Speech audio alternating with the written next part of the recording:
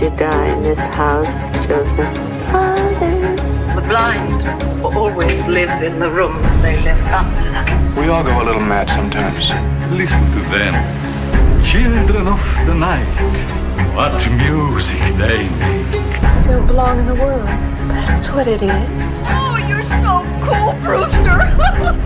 Silent breed is people! You're next! You're next!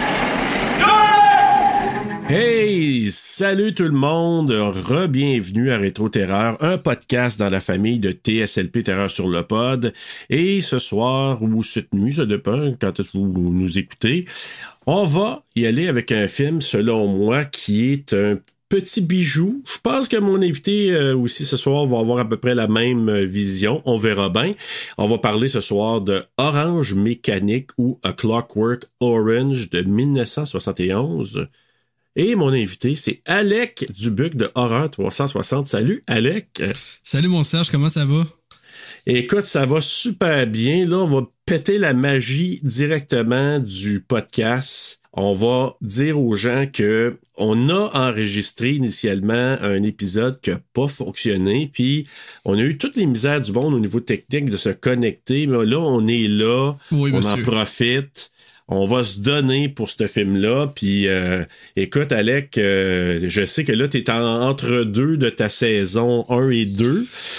Ouais, exactement. Là, dans le fond, là, ce soir, on repart un peu la saison des podcasts. Fait que c'est comme ma première collab de 2023. Puis là, ma saison, je sais pas quand est-ce que cet épisode-là va sortir. Peut-être que ma saison va déjà être repartie. Bref, ça a recommencé ou ça va commencer le 5 février prochain avec le film X. Hey, tout un film pour partir ta saison. Oui, monsieur. Très, écoute, très puis nous, on va se retrouver un moment donné avec Bruno pour un épisode quelque temps au courant de ta saison aussi. Oui, monsieur. Vers le mois de septembre, vous êtes invité pour un film assez populaire. Yes, j'ai hâte de vivre ça. Écoute, ben, tu sais un petit peu là le beat maintenant. Je t'ai envoyé un peu la fiche, comment ça va fonctionner pour Rétro Terreur. Donc, on va parler un petit peu. Je vais parler de la réalisation, comment que ça s'est fait, le film autour de tout ça, à partir du roman de Anthony Burgess. La fiche technique, on va embarquer ensuite dans le film une fois que ça va être fait, puis éventuellement, je vais faire de la mathématique avec toi, on va faire la règle de 3, puis à la fin de tout ça, je vais mettre des films que tu veux parler peut-être de Kubrick, parce que oui, c'est Stanley Kubrick, le réalisateur de Orange Mécanique, ben on pourra en parler aussi, puis tu auras ta note en pourcentage à la fin que tu pourras aussi me donner. Yes. Je sais que toi, tu l'avais pas nécessairement vu avant de le voir quand on avait fait notre première tentative. Donc là, j'imagine que c'est comme ta deuxième, troisième fois que tu le voyais. Ouais, exactement. C'était ma deuxième écoute. Puis honnêtement, c'est quasiment une bonne chose que ça ait pas bien fonctionné. Là. D'ailleurs, je dois te dire, c'est pas de la faute à Serge. J'avais mal connecté mon micro lors de notre première tentative d'enregistrement. Mais à ma première écoute, ce que j'avais plus regardé, c'était l'aspect cinématographique. Je m'étais pas trop concentré sur l'histoire. Fait qu'on dirait que rendu à l'enregistrement, j'avais plein de questions, puis j'étais comme, ouais, mais pourquoi il a fait ça? Pourquoi il a fait ça? Tandis que là, j'ai laissé de côté l'aspect cinématographie, je la connaissais déjà, mais là, je me suis concentré sur l'histoire, sur l'acting, sur écouter le score aussi. Le score est tellement incroyable dans ce film-là. Donc, c'est définitivement un film qui nécessite un nombre infini d'écoutes, là, parce qu'encore je l'écouterai une troisième fois que je comprendrai encore des nouvelles choses. Fait que ouais, une deuxième écoute, ça a été vraiment bénéfique. Moi, je vais dans le même sens que toi. Je l'avais vu il y a très très longtemps. Je l'avais écouté il y a quelques semaines. Je l'ai réécouté encore à peu près 2 fois là, dans les derniers temps. Même take que toi, je pense que ce qui m'avait mis tout l'éclat à la vue la première fois, parce que bon, on s'entend que c'est un film assez pété, violent, mais en même temps il y a un côté un peu cartoonish là, oui, à la violence, on s'entend là. Oui. Ouais. Fait que puis on va en reparler aussi là, pendant notre discussion, mais en même temps, tu sais, j'ai écouté un documentaire sur le film, j'ai lu une couple d'affaires aussi là-dessus. Puis je sais qu'à l'époque, parce que là, on se reporte à comme 50 ans passés et plus, là, quand le film est sorti, c'est un film qui a comme pas mal bouleversé les gens, c'est sûr que depuis, on en a vu d'autres, là, des films qui avaient un certain nombre de violences là-dedans. À l'époque, c'est que ça a été quand même reçu d'une façon assez particulière. Même que Kubrick, je sais pas si tu le sais, là, mais il a retiré le film en Angleterre jusqu'à sa mort, je pense. Okay, ça n'a pas joué en Angleterre pendant plus de 25 ans, si c'est pas plus. Parce que quand il y a eu la sortie du film, je pense que ça durait peut-être 2 ans. Au bout de 2 ans, il a dit que ça jouera plus ici. Il l'a retiré du marché anglais parce qu'il y a eu une vague de violence qui a suivi ça, puis il était blâmé un peu par rapport à ce qui s'est passé. Puis il a tellement mal pris qu'il a dit « OK, je retire le film ». Puis il y en a même qui l'ont blâmé en disant il retire le film, c'est un stunt de publicité puis toute la patente. Ben non, ça a duré. Puis je pense, puis même que quand il y a eu des sorties de VHS à l'époque, dans les années 80, ben en Angleterre, les jeunes ont écouté de façon bootleg. Qu'est-ce que tu veux dire par bootleg? Ben, il y avait pas de copie légale, fait que c'était des copies qui venaient de France, puis qui venaient d'ailleurs, puis là, hey, t'as ça chez vous, là, A Clockwork Orange, on va aller écouter ça, puis c'était comme quasiment un événement incroyable, là. Qui est Black Market, là. Exactement. Fait que, tu vois, ça avait amené tout ce côté-là que on peut plus ou moins comprendre aujourd'hui avec toute l'accessibilité qu'on a que les films, que ce soit legit ou pas legit. Mm-hmm. J'ai dit, c'est dur maintenant d'avoir un film qu'on peut pas trouver dans l'ère moderne. Là. Non, effectivement. Fait que c'est ça. Il y a toute une espèce d'engouement autour de ça là, qui avait été créé, que maintenant, tu sais, à moins qu'on va, puis même encore, toi tu l'as vu, moi j'ai pas vu encore là, Terrifier 2, mais tu sais, même que c'est toi qui m'avais dit que c'est super violent, puis c'est très gore et tout ça, mais on en a vu d'autres. On a vu plein de films, tu sais. C'est une autre époque. Puis ça, on va en parler dans la discussion. Je vais en parler avec mes points. Mon seul point négatif, d'ailleurs, par rapport au film. On va revenir. OK, cool. J'ai hâte d'entendre ça. Donc, c'est ça. Ça a été tourné entre septembre 70 et avril 71. C'est le film le plus rapide. Ça a été de Kubrick, c'est-à-dire le plus rapidement tourné de tous ses films. Puis une des choses qu'on pourrait dire, peut-être, c'est peut-être pas le seul, mais c'est que Malcolm McDowell, qui est complètement incroyable dans ce film-là, c'est qu'il y avait tellement la take rapidement, c'est qu'il n'y avait pas besoin d'en faire beaucoup de prises, parce que Kubrick, c'était un perfectionniste, puis il était habitué à faire plein de prises, là. Mais il était tellement sur le clou, là, il tapait tellement juste sur le clou, McDowell, qu'il n'avait pas besoin d'en faire beaucoup, fait que ça a été un petit peu plus rapide au niveau du tournage. Fait qu'en bout de ligne, ça a été moins long que d'habitude, parce qu'il y en a qui disaient, écoute, à un moment donné, je pense que je voyais pas ma famille pendant des mois, tellement que c'était de la job de travailler avec Kubrick, là. Fait que, mais dans ce cas-là, c'était quand même un tournage qui était un petit peu moins long. Je l'ai dit tantôt, c'est basé sur le roman d'Anthony Burgess, qui était Clockwork Orange. Okay. Kubrick a appelé ça A Clockwork Orange. Le roman, c'était Clockwork Orange. Oui. J'ai une petite question. Est-ce qu'on sait combien de temps que ça a duré le tournage? Quelques mois. Comme je disais, tu vois, septembre 70 à avril 71. OK, quand même. OK. Ouais. Aujourd'hui, des fois, un tournage peut durer 1 mois. Ouais. C'est surtout au niveau de la post-production que c'est super long, là. Mais quand même, de septembre à avril, puis avec, comme tu dis, là, on sait que Kubrick, c'est un perfectionniste. On sait que dans The Shining, il a fait recommencer certaines prises. Je pense qu'il y a un record Guinness là, dans The Shining pour le nombre de fois qu'il a recommencé une scène, là, mais ça se compte en centaines. Là, c'est d'un ridicule. C'est lui, c'était fou. Même le monde qui travaillait avec lui, là, parce que lui, il disait « Ouais, mais tout d'un coup, que j'aurais quelque chose de différent sur la prochaine take. Tout d'un coup, je pourrais aller chercher d'autres choses. Tout d'un coup. » Puis le monde qui travaillait avec lui, il était en train de revirer fou parce qu'il se disait « C'est super ce qu'on a eu là. Ouais, mais... » Puis là, ça a l'air que lui, il prenait des conseils de tout le monde puis il emmagasinait tout ça pour faire de quoi. Même à un moment donné, il a dit que je pense qu'il y avait le script de A Clockwork Orange, puis il a dit, un de ses assistants, il a dit « Peux-tu aller le faire lire au gars, là, l'espèce de butler ou le portier, là, pour lui demander si un avis, ce qu'il pense de tout ça, puis s'il y a une bonne idée, m'en prendre. » Fait qu'imagine-toi.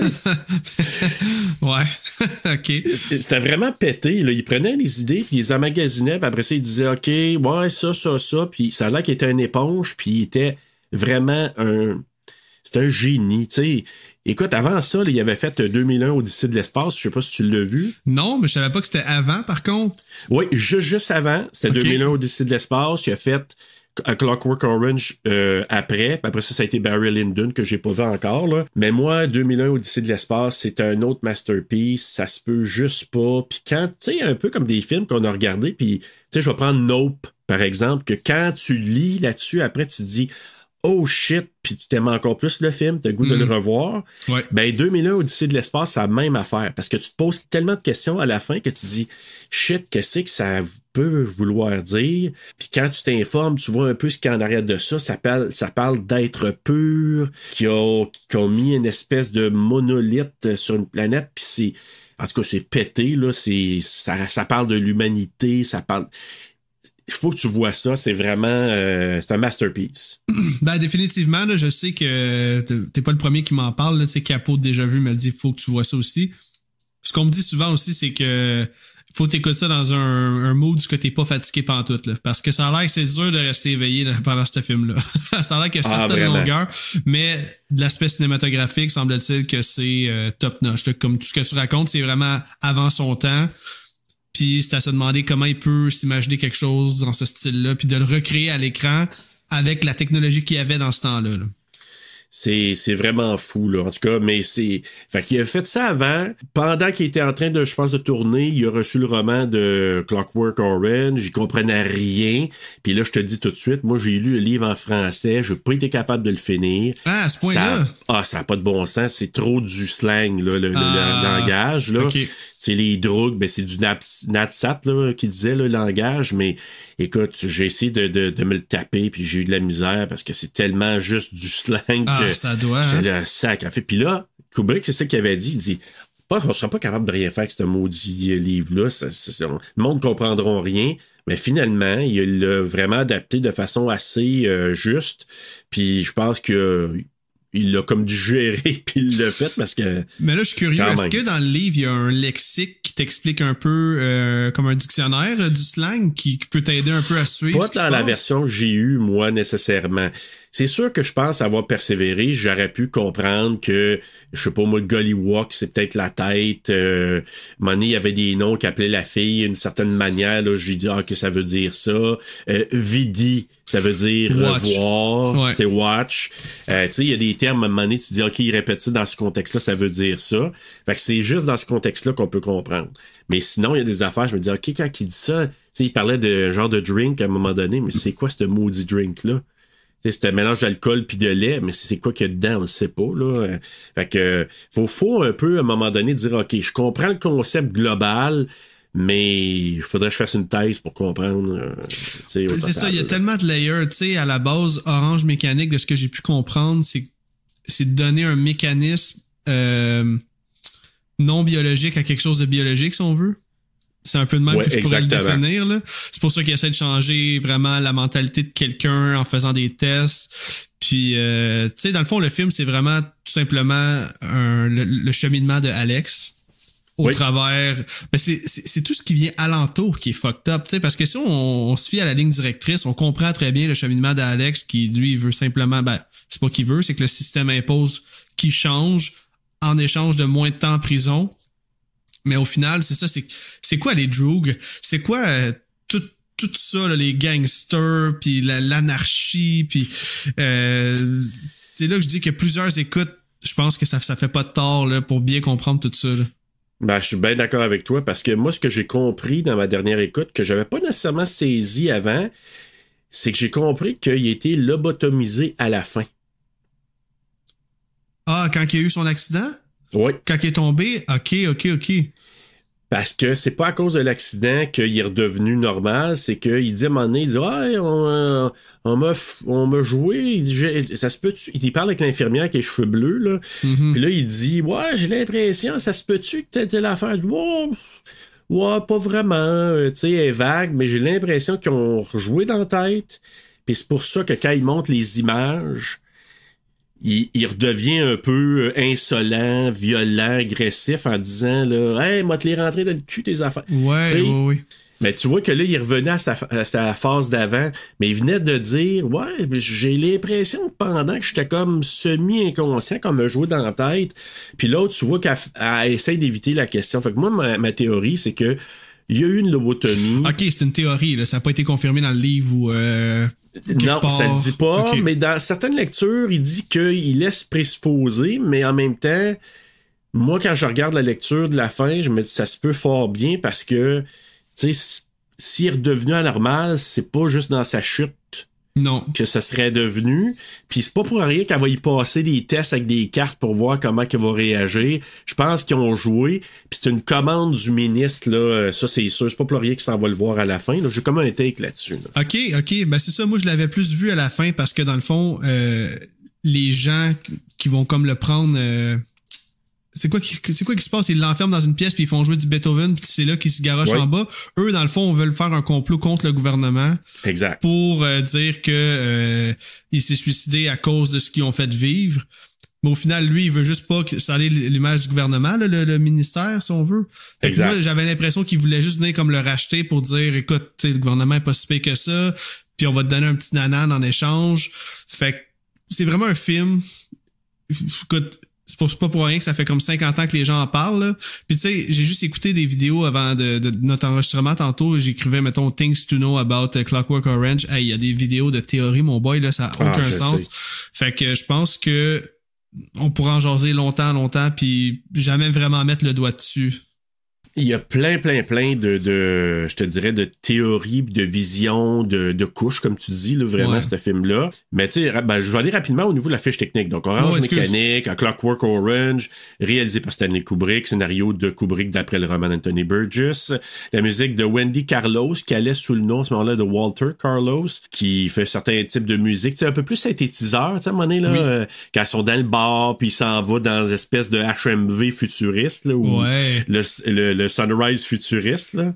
Que les filles mangent des genres de popsicle, mais on dirait de la tire d'érable. En tout cas, je sais pas c'est quoi qu'ils mangent. C'est de maudit popsicle sale qu'ils mangent, j'ai aucune idée, mais puis là, puis qu'il s'en va, il prend une lichée en plus. Ouais, en c'est ça. Il était pas trop gêné, mais bon, ça me rappelle quelque temps dans ma jeunesse, mais ça, c'est une autre histoire. Dans un autre épisode. Dans un autre épisode, ça sera peut-être un inédit. Le décor de John Barry qui a fait une job de malade, franchement, là, au niveau visuel. Les costumes de Milena Canonero. La photographie de John Alcott. Et John Alcott, là, je suis en train de lire présentement la biographie de Jamie Lee Curtis présentement. Oui. Puis, justement, il parlait de John Alcott. John Alcott qui était le DP sur Terror Train, qui est un des films dans la passe là, de Scream Queen de Jamie Lee Curtis. Puis là, justement, John Alcott, c'est lui qui le DP dans ce film-là là, de Orange Mécanique. Montage de Bill Butler, bon, etc. Ça a été produit aussi par Warner Brothers, qui était un peu clever parce que je me suis dit, tu sais, des fois, d'un gros studio, de prendre des chances avec un film comme ça, c'est pas évident. Les films indépendants, souvent, ils sont un peu plus intrépides, un petit peu plus Daredevil, mais que là, Warner Brothers a embarqué là-dedans, je trouvais ça quand même assez particulier. Un budget de 2,2 millions de $, c'est un film à petit budget, pareil. Ben, en 71, j'imagine que c'était un très bon budget, non? Pas tant que ça. Il disait, semble-t-il, que quand il a eu puis il a parlé avec son, je pense, assistant de production, puis il a dit, l'autre, il dit, ouais, c'est un film de quel genre de budget qu'on va avoir, puis il a montré le budget, puis là, il a dit, t'es-tu sérieux? Il dit, ouais, il dit, j'aimerais ça. Il dit, moi, là, faire un film à petit budget, ça m'intéresse. Fait que lui, il considérait ça à petit budget, fait que probablement que ses autres films avant ont dû être pas mal plus cher que ça. Je sais pas le budget là, de 2001 Odyssée de l'espace, mais probablement ça a été beaucoup plus que ça. Ouais, non, effectivement, là. Mais tu sais, Orange Mécanique en même temps, c'est vraiment au niveau des décors que le budget est allé, là, je présume. Là. Puis au niveau du score, payer le gars qui fait la musique, probablement. Ça, tout est vraiment mis de l'avant avec la performance des acteurs. Là. Ouais, probablement. Mais tu vois, c'est ça. Donc, en distribution, on a parlé de Malcolm McDowell, notre cher Dr. Loomis dans l'univers de zombies. Oh oui, monsieur. Patrick McGee aussi qui fait l'écrivain, c'est lui justement là qui une espèce de conspirateur à la fin là. Oui. Michael Bates qui fait le gardien-chef Barnes, Warren Clark qui fait Dim, t'as aussi Adrienne Corey qui fait la Madame Alexander, celle qui se fait déchirer son chandail. Ça, son chandail, puis bon, on présume qu'il y a eu un viol par la suite. Et à ma grande surprise, quand j'ai fait mes recherches, le garde du corps de l'écrivain conspirationniste. Oui, là, les petites shorts roses. Ouais. Ouais, c'est qui, lui? Ben, c'est Darth Vader, tabarnak. T'es-tu sérieux? C'est David Prowse qui faisait Darth Vader dans les trois premiers films, là, New Hope, 4, 5, 6, ça, là. 4, 5, 6. Okay. Fait que quand j'ai vu son nom, j'ai dit, c'est lui qui faisait... Ben oui, j'ai dit tabarouette, c'est Darth Vader. Puis ce gars-là, c'est un culturiste, puis il a gagné, je pense, des prix au jeu du Commonwealth, là. Fait que c'est un gars qui faisait beaucoup d'entraînement, mais c'est un géant. Ça n'a pas de sens, mais c'est vraiment ces accoutrements, moi, qui me faisaient mourir de rire, là. Hey, petite short, puis... Oui, mais en tout cas, tout ce qui est costume, perruque, tout est bizarre un peu. C'est ça qui rend le film psychédélique un brin. C'est que t'es comme dans un univers complètement pété, mais en même temps, t'es dans une société malade, puis avec beaucoup de problèmes. En tout cas, c'est vraiment un drôle d'univers. Puis Orange Mécanique, si j'aurais un mot pour définir ce film-là, c'est contraste. Tu sais, encore là, on parle des décors, des costumes, ou sinon, il va y avoir des scènes de violence extrême, des scènes de viol avec de la grosse musique classique qui va jouer en background. Je pense elle est fort avec les contrastes, puis je pense que c'est un des gros points forts du film. Tout à fait. Puis le contraste, justement, tu parles de la musique, mais même au niveau de la violence, il y a un côté comique un peu à ça. Tu sais, quand la madame au chat, tu sais, il prend un genre de pénis géant, un gros phallus, en statue. Puis, tu sais, il se voit un peu avec, c'est quasiment niaiseux. Fait que tu vois ça, tu te dis comme, t'as comme un sourire au coin des lèvres en te disant, non, mais c'est pas vrai, il va pas comme, tu sais, il y a la niaise, ça en est comique en même temps. Ouais. Mais en même temps, moi, le gros pénis en statue, je l'imaginais un peu, tu sais, on dit souvent là dans les films d'horreur d'aujourd'hui là, qui veulent souvent représenter le phallus là, tu sais, je sais pas c'est quoi le terme exact, mais tu sais, ils ont comme un genre de gros jackstrap là dans leur costume. On dirait que c'est mis de l'avant tout le long du film comme pour démontrer soit leur masculinité ou genre que c'est eux les mâles alpha, les dominants. Fait que clairement la statue en forme de phallus c'était un plus à ça, mais je pense que c'est une des scènes où j'ai le plus ri, c'est quand il arrive chez la dame puis il voit le pénis en statue puis il se dit, OK, c'est ce genre de femme-là, le player regarde et il dit naughty. Ouais. En voulant dire, t'es vilaine. Puis en tout cas, j'ai vraiment aimé ça, comment il livre tellement bien, Malcolm McDowell, tout le long, t'es accroché à ce qu'il va dire, il est spontané, tu sais jamais vraiment à quoi t'attendre dans ses réactions, puis il est intimidant, mais il est sensible en même temps, puis non, vraiment... Puis tu sais... La ligne est mince entre être juste et être cabotin. Oui.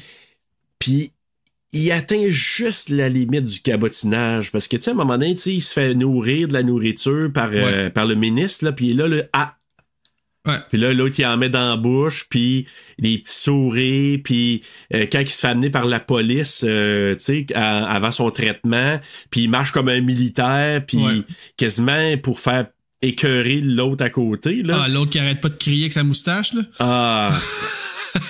C'est qui me tombait ses nerfs.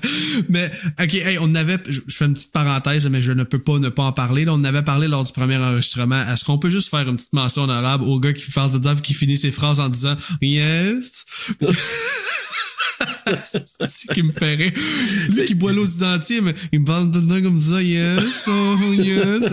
C'est drôle. Mais lui, là... Hey, c'est tout un personnage, ça, avec, parce que, tu sais, d'un, il aboutit chez le gars, lui, il est en bobette. Oui! Il pogne la graine. Aussi. Ben oui! Tu sais, pis il te le pogne solide, l'autre qui est quasiment étouffé, mais tu sais, il pogne, il couche sur le lit.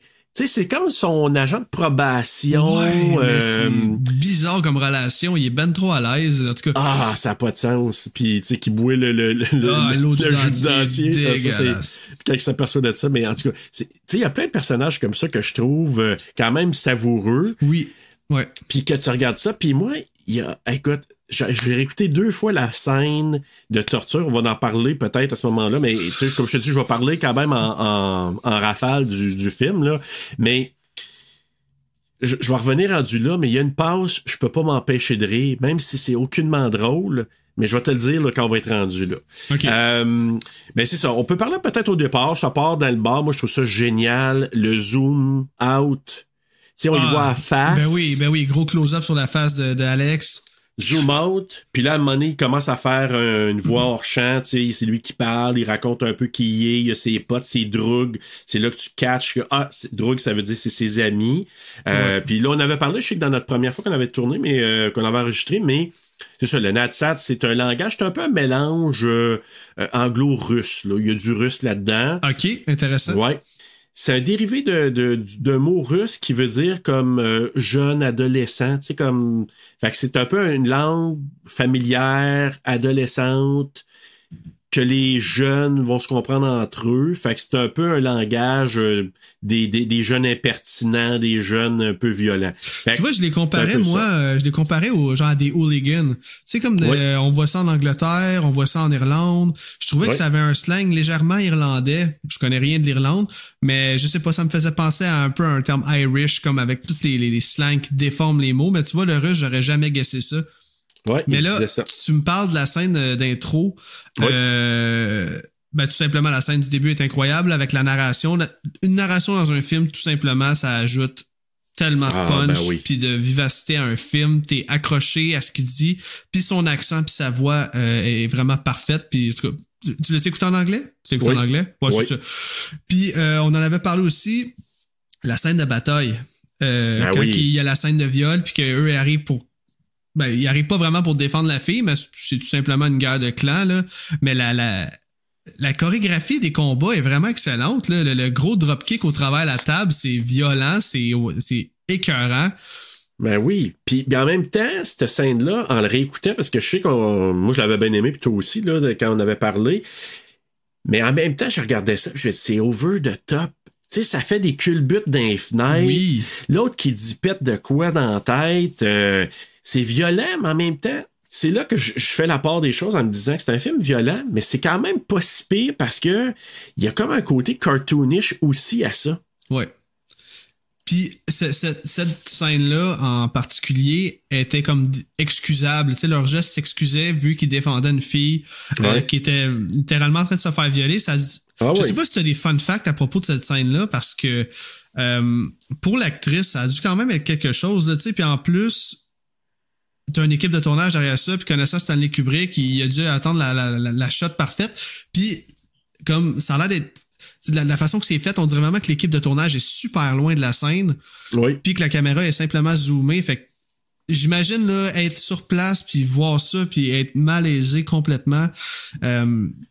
Je sais pas, je trouvais que c'était vraiment... il y avait une véracité dans cette scène-là. Puis c'était cru. Moi, j'appelle ça très cru. Exactement, c'est le mot que je cherchais. C'était très cru. Ouais. Puis on dirait même que les acteurs s'en donnent quasiment à cœur joie. Tu sais, on y croit. Là. J'ai pas l'impression que c'est du acting. J'avais l'impression d'assister à un vrai viol. Là. Oui, puis pour elle, je pourrais pas te dire. Je sais que Adrienne Corey, celle qui fait la madame, là, la femme de l'écrivain, là, je sais qu'elle, j'ai vu une photo pendant qu'il était en train d'arranger les affaires, Kubrick, tout ça. Puis elle avait le gros sourire d'en face. Fait qu'elle avait pas de l'air d'être traumatisée pour 2 scènes. Là. Elle avait de l'air à trouver ça comme une journée dans le parc. Là. Mais tu sais, il y a un côté tellement artistique à ce film-là que tu sais, c'est pas rare qu'on voit ça. On voit de la nudité dans l'art en général. Tu sais, des femmes qui vont se mettre nues pour que des gens les peignent ou les dessinent. Tu sais, à la fin, là, quand Alex... il devient malade quand il veut toucher des seins. Là, la fille est complètement à l'aise avec sa nudité. Fait que j'imagine que cette actrice-là que tu parles, là, je me souviens plus de son nom. Là, Adrienne Corey. Ça devait être une femme qui vivait très bien avec sa nudité puis son corps. Puis dans une équipe de tournage où tout est structuré. Puis elle devait juste bien vivre avec ça.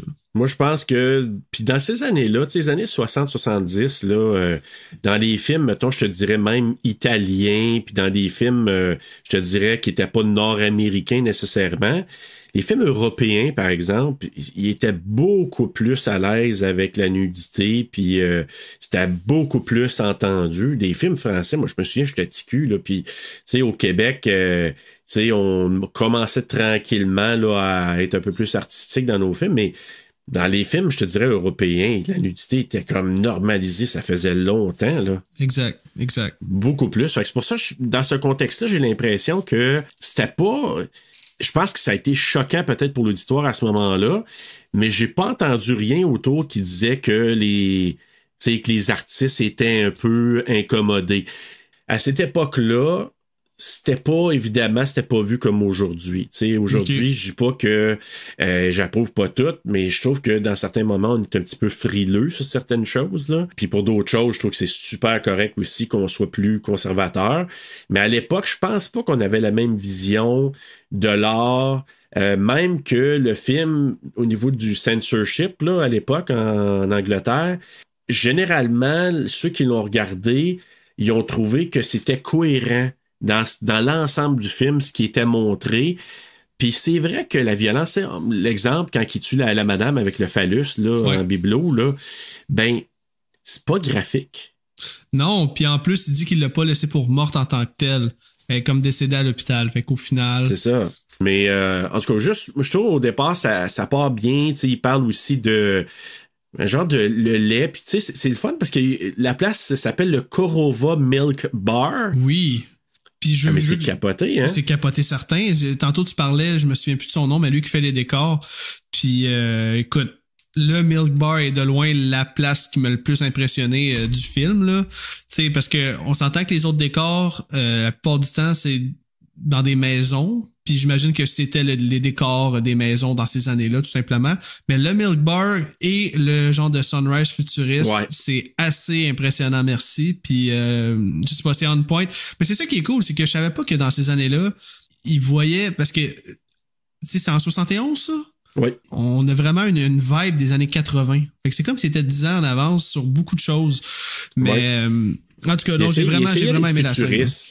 Ah ouais, c'est vraiment super. Puis je te dirais que toute la partie, je te dirais, décor, ça monte le ton immédiatement au niveau du propos sexuel, je te dirais. Tu sais, t'as les filles qui servent de table, tu sais, les statues de filles en quartier qui servent de table. Le lait qui sort par les seins. Ouais, c'est ça. C'est là. Puis il parle en plus à statue. Il parle à son mannequin, mais oui. C'est une grosse journée, hein? Ah ouais. Puis là, tu sais, il pèse une piton, puis là, t'as comme du drink qui sort du sang. Fait que, tu sais, ça démontre déjà là, OK, on s'en va vers quelque chose d'assez cru, assez out there, assez pété. Fait que c'est quand même assez particulier.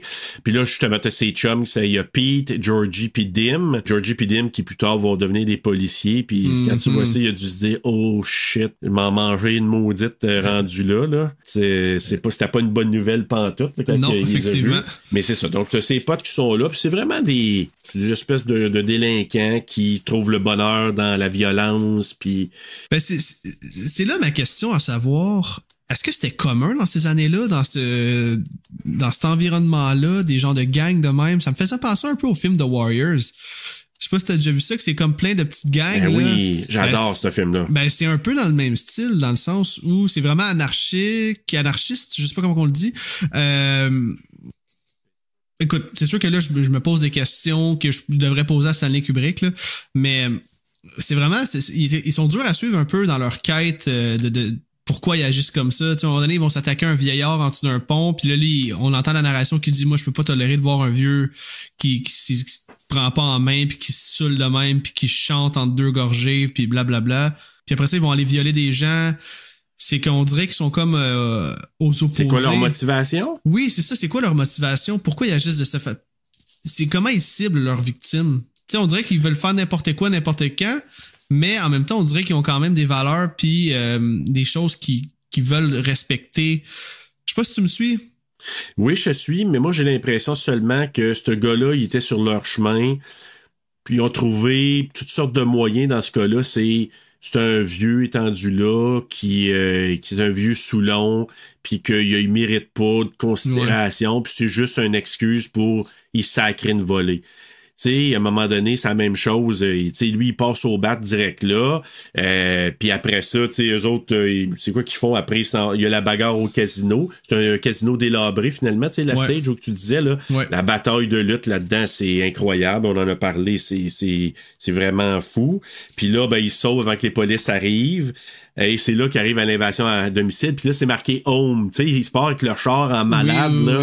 Ouais. Puis là, t'es René, puis tout ça. Puis les chars qui se poussent. Je pense que c'est des jeunes juste inconséquents. Ils s'en foutent carrément. Ils pensent pas au lendemain. C'est ça. C'est le moment présent, puis on va, tu sais, On s'en va à 100 000 à l'heure, les chars s'en viennent, on s'en sac. Puis même, il dit dans son commentaire, en voulant dire c'est des chicken shit, ils se poussent, puis... Tu sais, ils sont vraiment inconséquents. Ils vivent selon leurs propres standards, puis ils se connaissent bien de la société, puis comment tout est dicté d'avance. Ça fait eux autres, ils rentrent à quelque part, ils volent tout, violent la femme, décalissent la maison, puis ils s'en vont faire une autre victime. Exactement. Ils sont vraiment, eux autres, là, sont inconséquents. Ils pensent à rien d'autre que ça. Okay. Puis, même hypocrite. Alex, c'est un hostie d'hypocrite. Ben oui, c'est le pays de la gang, là. Tu vois comment il veut, il veut runner ses autres, là, mais eux autres, ils sont pas fous non plus, là. Ils sont écœurés de se faire parler comme de la merde, là. Ah oui, puis se faire tapocher, puis se faire, tu sais. Mais pour l'invasion à domicile, quand il arrive là, on peut-tu parler de Singing in the Rain? Ben oui, comment qu'il le... Ah, je sais que t'avais un fun fact là-dessus, me semble, mais... Sais-tu qu'il y avait... Vas-y donc, explique-les ton fun fact à propos de la chanson. Ben, c'est que il a commencé à faire la scène, puis Kubrick, il trouvait que ça marchait pas. Parce que là, il dit, sais-tu danser? Danse pendant que tu lui donnes des coups de pied. L'autre, il va pogner la femme dans les bras, puis bon, comment qu'on pourrait bien faire ça? Puis là, il dit, non, ça marche pas. Il dit, tu connais-tu une chanson que tu pourrais chanter? Puis là, ben, la seule chanson que je connais, c'est Singing in the Rain. Ben, il dit, let's go, chante.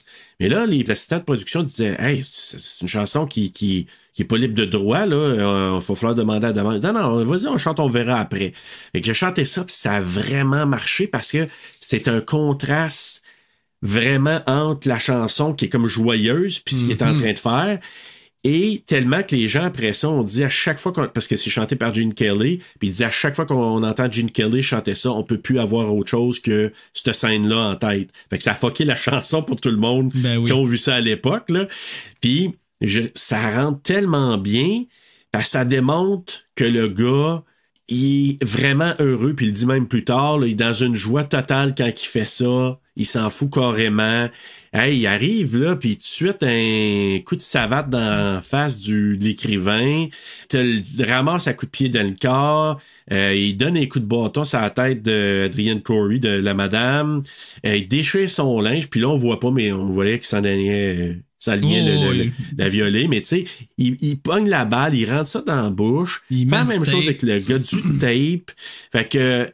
Puis moi, je trouve que ces acteurs-là, ils se sont donnés. Tu sais, Malcolm McDowell beaucoup, mais chacun des acteurs, moi, je lève mon chapeau parce qu'ils se sont donnés là totalement dans ce film-là. Oui, vraiment. Dim en particulier, je trouve qu'il l'a bien, le rôle du gros dommé, un peu le gros nounours, là, que s'il veut, là, s'il voulait, il pourrait coller une volée à Alex, là.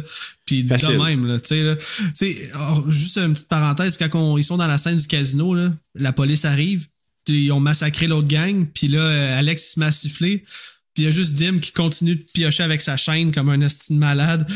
Il siffle 2-3 fois avant qu'il allume. Tu sais, c'est juste pour démontrer à quel point ils sont barbares. Puis qu'ils aiment ça, là. Ouais. Eux autres, ils vivent de ça, là.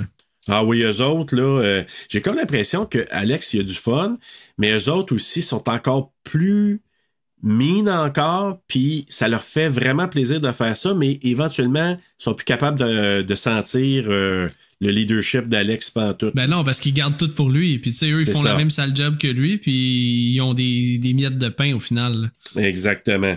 Mais en tout cas, ça, je trouvais que c'était comme un beau contraste. Après ça, il y a un moment que j'ai catché seulement à mon écoute la plus récente, quand elle retourne dans le bar. Puis là, il y a une gang là, de plus vieux un peu qui sont en train de faire le party. Là. Oui, mais ils disent que c'est comme les gouverneurs de la place, là. Je sais pas comment ils s'appellent, là, ouais. Des gens, je pense, en politique, là, qui sont là. Mais il y a un déclencheur que j'ai trouvé intéressant. C'est là qu'il entend la symphonie de Beethoven. C'est la femme à chanter ça. Puis c'est là qu'il fait comme, oh, les shit, c'est quoi? Puis c'est venu le chercher, là. Ah, il connaissait pas ça? C'est là. Parce c'est là qu'il a comme catché puis il a vu la puissance de cette chanson-là. OK. Je l'avais pas catché avant. Non, moi non plus.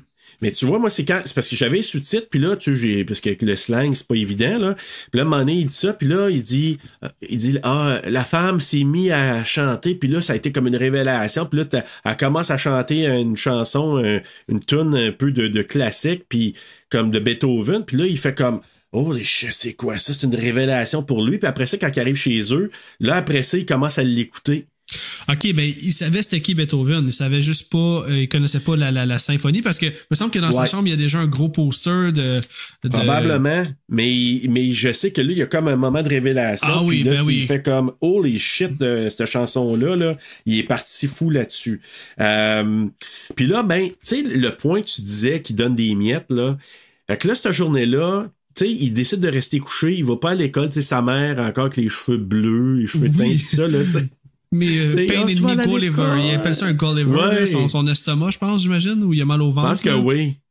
Fait que soit la tête ou le ventre, le Gulliver, je me souviens plus, parce qu'en français, Gollywog, je pense que c'est sa tête. Fait que Gulliver, je me demande si c'est pas sa tête aussi, mais en tout cas, il y a des problèmes, il se dit malade. Puis là, il profite, c'est là qu'il profite de sa journée, parce que là, ses parents s'en vont travailler, puis là, il s'en va justement au HMV futuriste. Là. Oui. Ah oui, puis on arrive à la meilleure scène. Ben, pas la meilleure scène, mais... Mais c'est fou, là. Moi, j'adore cette scène-là. Tu parles de la scène de sexe en accéléré, là? Oui. C'est ça, il va rencontrer les deux pitounes. C'est écœurant. Les deux fois, là, j'avais le sourire fendu jusqu'aux oreilles, puis je trouvais ça... Puis si tu prends le temps de regarder, ils font pas vraiment de position, là. Ils font comme juste rien. Là. Ouais. C'est ça. Ils se frottent un peu, là, mais... Puis en même temps... C'est ça qui rend la scène intéressante, parce que s'il avait fait ça, tu sais, au temps normal, je trouve que ça n'aurait pas eu le même impact, mais là, ça n'était funny en même temps, puis ça démontre, c'est ça. Lui, il ramène les deux filles du HMV, puis il les amène chez eux, il fait ça. Puis je sais pas si les gars l'ont su, mais après ça, quand ils se revoient, c'est là qu'ils commencent à être confrontés par Dim. Oui. Parce que là, il dit, ouais, t'étais où, toi? J'étais malade, j'étais chez nous, je suis resté à la maison. J'ai comme l'impression qu'il s'est fait stouler par quelqu'un, puis eux autres, ils l'ont su. Il y a des bonnes chances. Parce que là, lui, il est comme, il commence à douter un peu, là, puis il commence à se dire, tu sais, en voulant dire, tu ramasses les femmes, puis nous autres, on n'a rien, fait que t'es pas un si bon chum que ça, puis c'est là qu'il commence à le défier. Puis là, il s'assoit dessus sur Dim, c'est là qu'il la regarde en disant, t'as-tu quelque chose à dire? Puis sache, c'est qui le mâle alpha ici, là? Mais moi, je pensais que ça l'avait réglé, mais pas pantoute. Non, vraiment pas. Puis au contraire, c'est même ça, quoi, c'est l'autre, comment il s'appelle, Georgie? Qui va dire, écoute, là, c'est fini, là, fini, là, on n'écœure plus Dim. Puis là, après ça, ils vont s'en aller en direction de je sais pas trop où. Puis c'est là qu'il va comme avoir un déclenchement dans la tête de Alex qui va se dire non, je suis le mâle alpha, je suis le leader. Puis il va décider de leur coller une volée, de les garrocher dans l'eau. Puis après ça, je me souviens plus exactement ce qui se passe. Là, il coupe la main de Dim avec son couteau, tu sais. Fait que là, puis après ça, il dit, tu sais, ils s'en vont, je pense, au bar ou à quelque part. Puis là, il dit, ça va maintenant? Êtes-vous correct? T'es correct? Oui, ça va. Right. OK, tout le monde dit right. Puis là, il demande, je sais pas si c'est à Georgie ou à l'autre, t'as-tu une idée qu'est-ce qu'on pourrait faire à soir? Ouais, j'ai une petite idée, puis c'est là qu'il s'en va vers la femme. Exactement. La femme au chat, là. C'est lui qui a l'idée. Fait qu'il dit, j'aimerais ça aller là. Puis là, il rentre là. Puis moi, ce que je voulais dire tantôt quand on a parlé de la scène qui a amené ça, là, le phallus, puis tout ça, c'est que si tu remarques aussi dans sa maison, elle, là, tu sais, d'un, elle fait ça par tabarouette, elle fait son yoga, là, puis elle est capable quasiment de se faire plaisir elle-même, là. Quasiment Marilyn Manson qui s'est fait enlever une côte, là. Mais à un moment donné, ses peintures, c'est assez out there aussi. Ouais, c'est très sexuel, là. Il l'assomme, on présume, après, on sait qu'elle est morte. Elle meurt à l'hôpital, ouais. Ouais, elle meurt à l'hôpital. Puis là, c'est là qu'au départ, tu sais, tu dis, les gars sont avec, mais eux autres sont à l'extérieur. Ils ont resté dehors. Parce que, dans le fond, c'est juste lui qui est là avec la femme au chat, là. Oui. C'est juste lui, finalement, qui l'assomme. Les gars sont même pas à l'intérieur. Ils l'attendent dehors. C'est-tu un setup, tu penses? Y avait-tu déjà prévu ça, selon toi? Ah, ben, clairement, là, dans le sens où, ils sont jamais rentrés avec lui dans la maison. Ouais. Fait qu'ils savaient que la police s'en venait entre-temps. Ils attendaient juste qu'il sorte de la maison pour l'assommer. Mais, j'avais noté dans mes notes, as-tu remarqué la caméra à quel point elle est dynamique quand Alex est en train de se chamoyer avec la femme au chat? C'est vraiment bien filmé. La caméra est au-dessus de son épaule, t'as remarqué? C'est vraiment bien filmé, là. Ah oui. C'est une chorégraphie, là, puis ça va vite, puis il y a des choses qui se lancent. Puis écoute, je sais pas, c'est qui tu me parlais tantôt, là, le DP, là. John Alcott, ouais, ben écoute, il a fait une super job là-dessus, là, pour bien cadrer toutes ses shots, parce que, encore une fois, c'est comme un long plan séquence, là, je pense. Il y a pas tant de coupes. Puis je pense que ça méritait la peine d'être mentionné, la caméra dynamique pour cette scène-là. Très bon point, parce que c'est vrai, moi je m'étais dit quand j'ai vu ça, waouh, tu sais, il est comme au-dessus de l'épaule gauche d'Alex, puis ça tourne, puis à un moment donné, je dis, oh les shit, ça a pas de l'air, tu sais, on dit, on voit ça, ok, c'est dynamique, mais on se rend pas compte des fois la complexité de certaines scènes, puis ça en est une qui a peut-être pas été si évidente non plus. Non, puis là, ça m'amène à un point. Toi, je sais que tu écoutes beaucoup des commentaries puis des affaires de même. Un DP, je sais que ça s'occupe de cadrer les shots, de s'occuper de tout ça. Mais quand un réalisateur de la trempe de Stanley Kubrick, est-ce qu'il a son mot à dire? Ben, je veux dire, est-ce que lui, il va comment je pourrais dire ça? Il va décider si la shot est correcte. Oui. Mais est-ce qu'ils décident ensemble ou c'est John Alcott qui décide tout? Non. Ça dépend des réalisateurs puis ça dépend des DP. Il y a certains DP là, qui vont dire, dis-moi c'est quoi qui va se passer là-dedans. Dis-moi c'est quoi la scène, là, ils vont regarder un peu ce qui va se passer.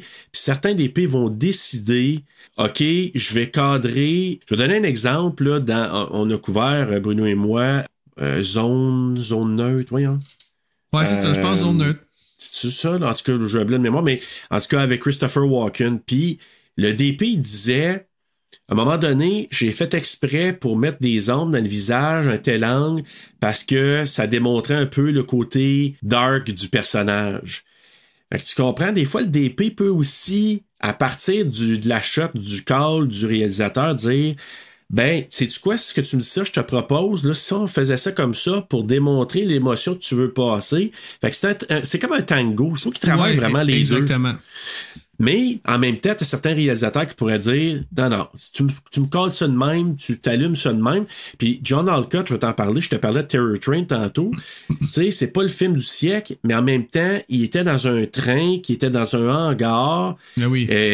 Puis, c'est lui, il a tout refait le système électrique avec des dimmers pour pouvoir jouer avec les lumières à l'intérieur du train. Mais c'est lui qui a fait ça. C'est sa décision à lui. Nice. C'est un génie de la lumière en même temps. Fait que les DP ont une grande importance, puis c'est pour ça que j'aime beaucoup des fois sur le podcast en parler, parce que depuis que moi j'ai réalisé tout ce que Dean Cundey faisait dans les films de John Carpenter, c'est là que j'ai commencé à un peu plus regarder, puis à porter attention, puis de voir l'importance de ce qu'il fait avec le réalisateur. Ben exactement, j'ai toujours su que c'est un travail d'équipe, puis souvent même le DP va avoir le dernier mot avec la commande du réalisateur.